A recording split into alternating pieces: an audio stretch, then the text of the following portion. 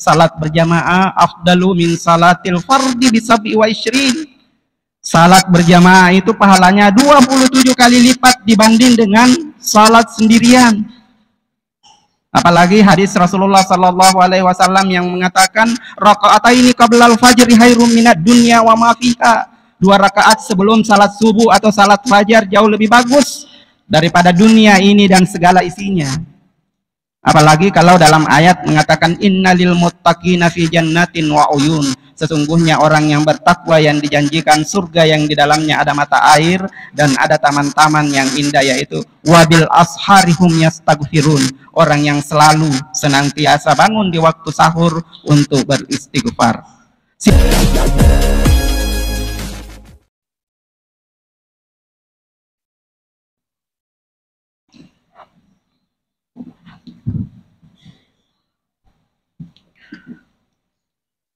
Assalamualaikum warahmatullahi wabarakatuh.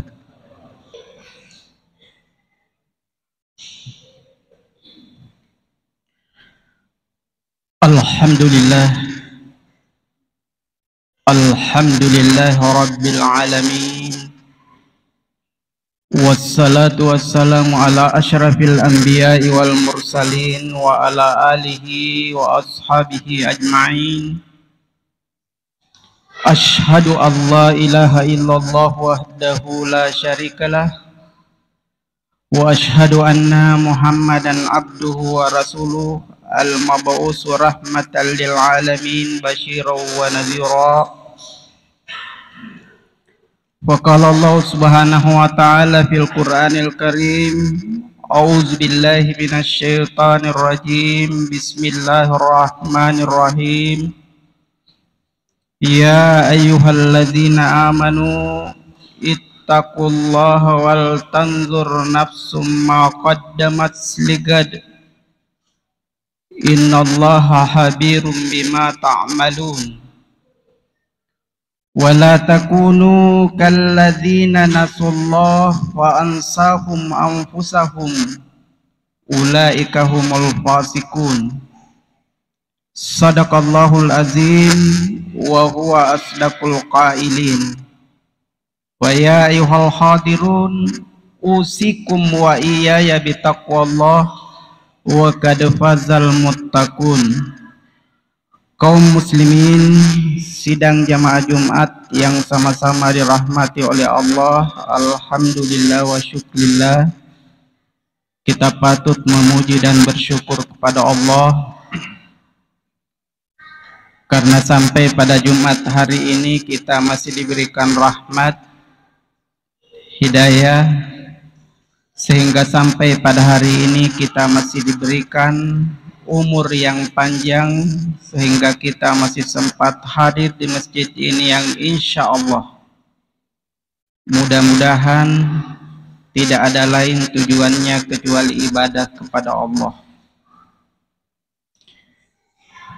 Demikian juga kita tidak lupa bersalawat kepada junjungan Nabi besar Muhammad sallallahu alaihi wasallam, Nabi yang telah membawa ajaran agama Islam ini sehingga sampai di tangan kita, dan mudah-mudahan sampai pada hari ini kita masih setia menjadikan beliau sebagai suri teladan dalam kehidupan sehari-hari insyaallah. Jamaah Jumat yang sama berbahagia, pada hari ini Jumat tanggal 13 Desember 2024 yang bertepatan dengan tanggal 11 Jumadil Akhir atau Jumadil Tsani 1446 Hijriah. Apa artinya adalah tidak lama lagi insya Allah kita akan berganti tahun, memasuki tahun 2025. Tinggal 20 hari lagi yang akan datang, tidak sampai kita akan memasuki tahun baru. di mana tahun itu adalah tahun kita semua. Jadi jangan kita salah paham. Biasa orang mengatakan bahwa kalau tahun baru Masehi itu tahunnya Kristen, tahunnya Islam itu adalah 1 Muharram. Tidak benar itu. Yang berkaitan dengan perayaan hari Kristen itu adalah 25 Desember, Natalnya. Tapi kalau tahunnya itu adalah perhitungan tahun itu jauh sebelum Nabi Isa lahir. Kalau itu Masehi. Cuma penetapannya untuk tahun pertama itu beranjak atau berhitung dari tahun kelahiran Nabi Isa. Tapi bukan tanggal, bukan juga bulan, karena tanggal dan bulan jauh sebelum Nabi Isa sudah ada. Sama juga kalau kita berbicara apakah Hijriah itu tahunnya Islam, kita juga tidak bisa sepenuhnya mengatakan seperti itu. Kenapa? Karena sesungguhnya perhitungan tanggal dan bulan Hijriah yang ada saat ini atau sebenarnya adalah tahun Qamariyah jauh sebelum Nabi Muhammad lahir juga telah ada. Makanya disebut tanggal berapa Nabi lahir? Ya tanggal 12 Rabiul Awal. Berarti sudah ada perhitungan tanggal, juga sudah ada perhitungan tahun, bulan, maaf. Yang ada tahun, yang belum ada adalah tahun. Ya tahun itu ada nanti pada zaman Umar bin Khattab ditetapkan tahun Hijriah dan perhitungannya bukan sejak diangkatnya Nabi menjadi Nabi, tetapi sejak hijrahnya Nabi dari kota Mekah ke kota Madinah. Tapi bukan itu yang ingin saya jelaskan pada kesempatan hari ini sidang jamaah Jumat yang sama berbahagia. Tapi yang ingin saya jelaskan pada kesempatan hari ini adalah ayat yang saya bacakan tadi, yang kebetulan diambil dari surat Al-Hasyr ayat 18 dan 19. Yang kalau diberikan judul itu adalah introspeksi diri.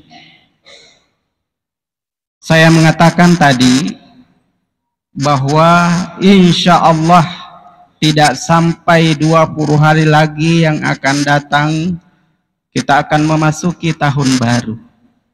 Sebagai umat Islam yang menjadikan Rasulullah sebagai uswatun hasanah, tentu kita akan bercontoh kepada Rasulullah apa yang dilakukan ketika menghadapi yang namanya tahun baru. Yang dilakukan oleh Rasulullah itu adalah introspeksi diri, muhasabah.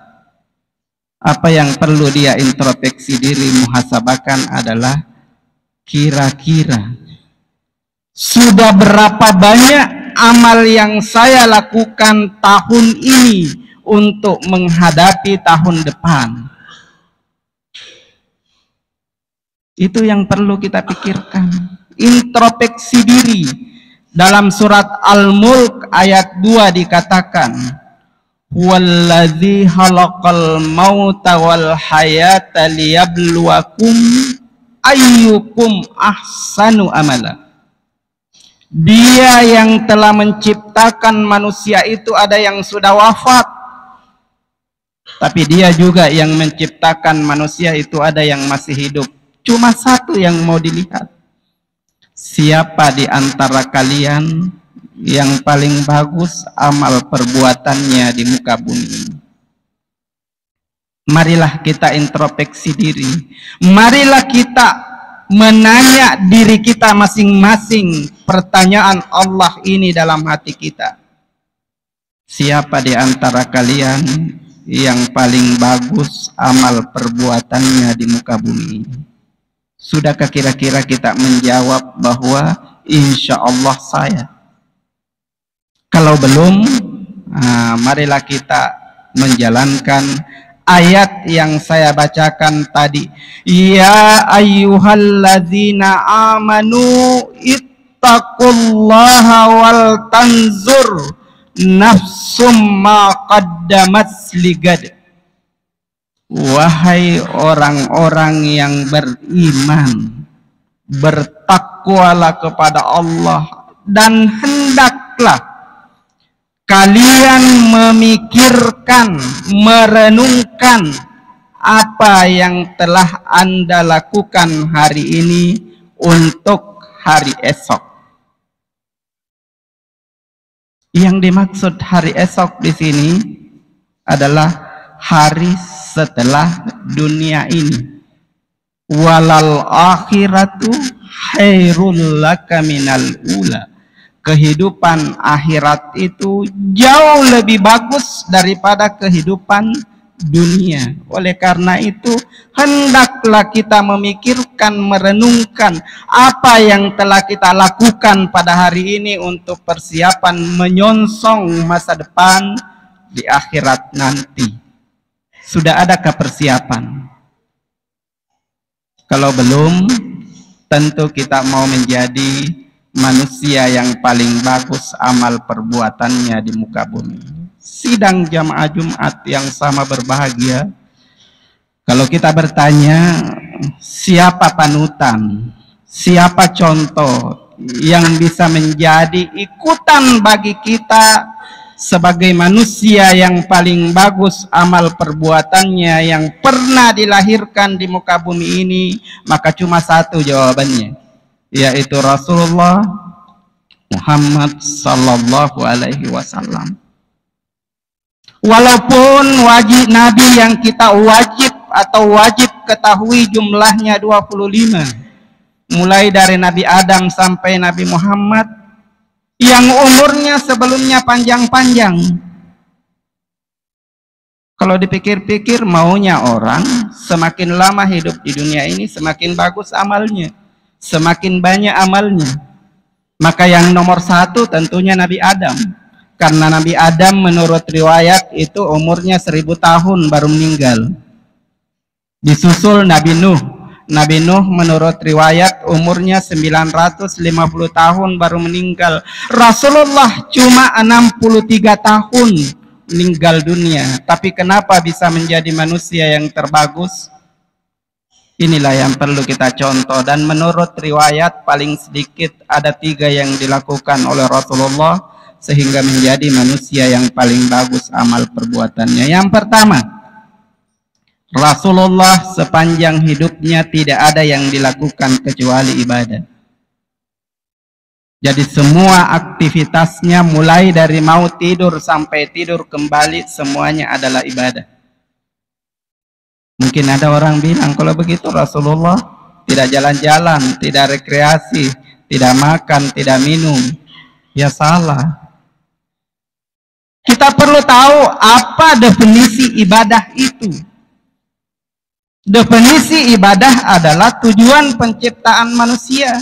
Wa ma khalaqtul jinna wal insa illa liya'budun. Saya, kata Allah, tidak menciptakan yang namanya makhluk jin dan manusia kecuali untuk ibadah. Apa itu ibadah?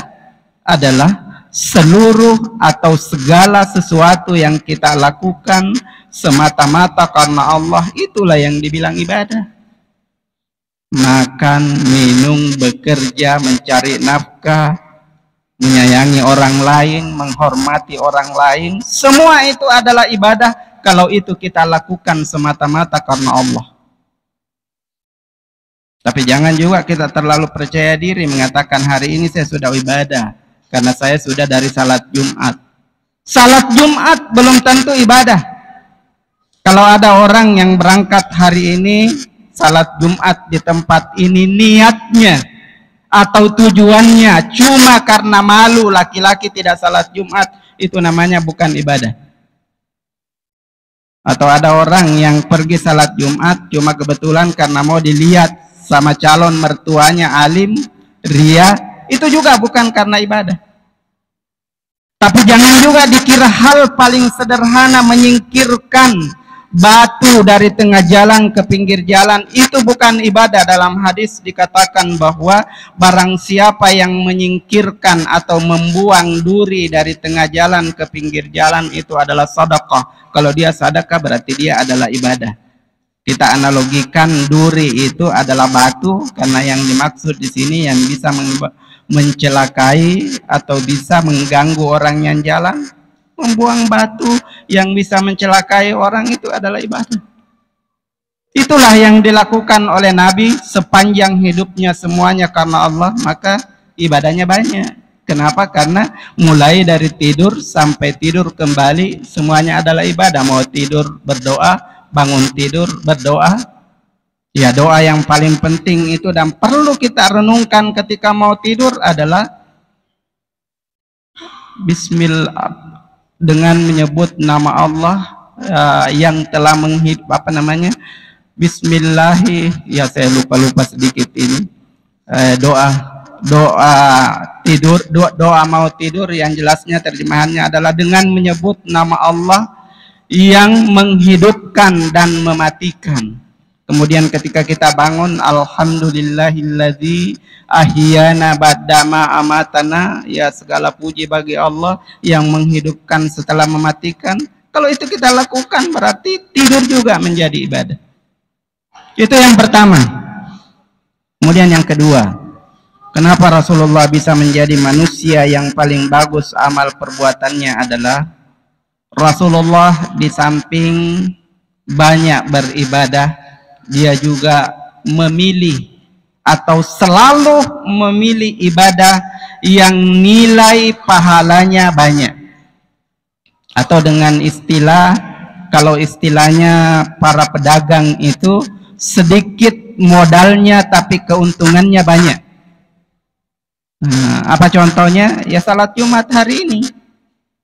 Dalam riwayat yang cukup panjang dikatakan bahwa Jumat yang paling berkualitas, Jumat yang banyak pahalanya adalah Jumat yang direncanakan mulai dari pagi. Mandi sebelum berangkat salat Jumat, datang ke masjid sebelum khatib naik ke mimbar, salat sunat kemudian berzikir. Setelah khatib naik ke mimbar, dengarkan khutbah, tidak ada aktivitas yang lain.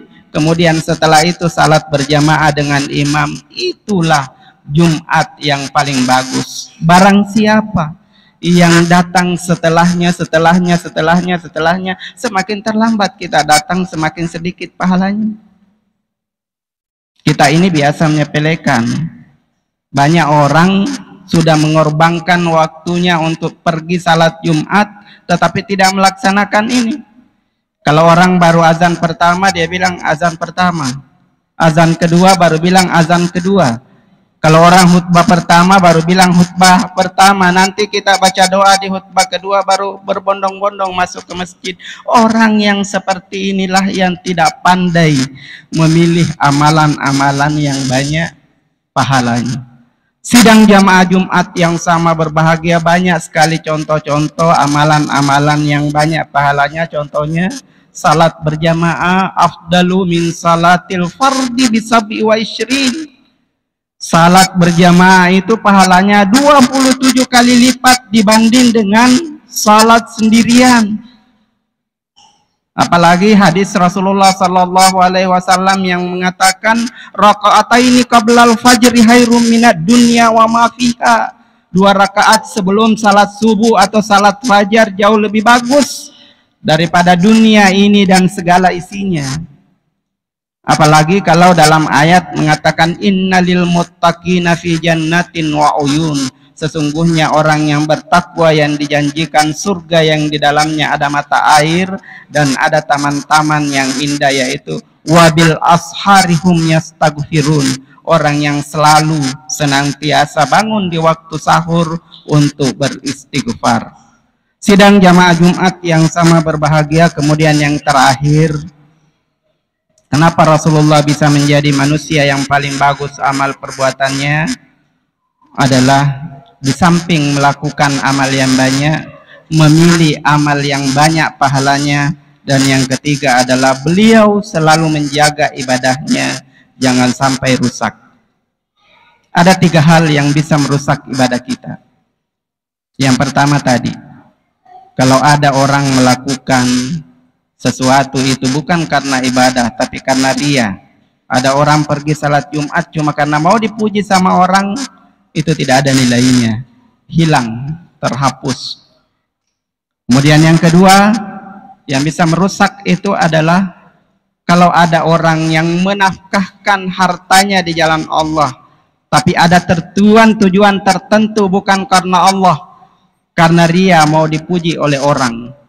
Itu dijelaskan dalam surat Al-Baqarah ayat 262, qaulun ma'rufun, bukannya, yang dijelaskan dalam surat Al-Baqarah ayat 262 yaitu perumpamaan orang yang menafkahkan jalannya, hartanya di jalan Allah sama dengan karena ria, sama dengan orang yang meletakkan batu tanah di atas batu yang licin, kemudian datang hujan deras, habis.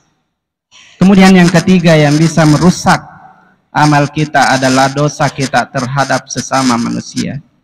Dalam hadis Rasulullah Sallallahu Alaihi Wasallam dikatakan, atadruna ma huwal muflis, tahukah kamu orang yang bangkrut? Orang yang bangkrut itu adalah orang yang banyak ibadahnya tapi juga banyak berdosa terhadap orang lain, sehingga amal ibadahnya habis diambil oleh orang yang ditempati berdosa. Oleh karena itu, sidang jamaah Jumat yang sama berbahagia, marilah kita sebagai seorang muslim memaafkan saudara-saudara kita supaya mereka terhindar dari dosa yang bisa menghabiskan amal mereka. Dan yakinlah bahwa memaafkan orang lain itu jauh lebih bagus daripada menyimpan kesalahan orang lain. Mudah-mudahan apa yang saya sampaikan pada kesempatan hari ini dapat bermanfaat bagi kita semua. Barakallahu li wa lakum fil Qur'anil Karim wa taqabbala minni wa minkum tilawatahu innahu huwas samiul basir.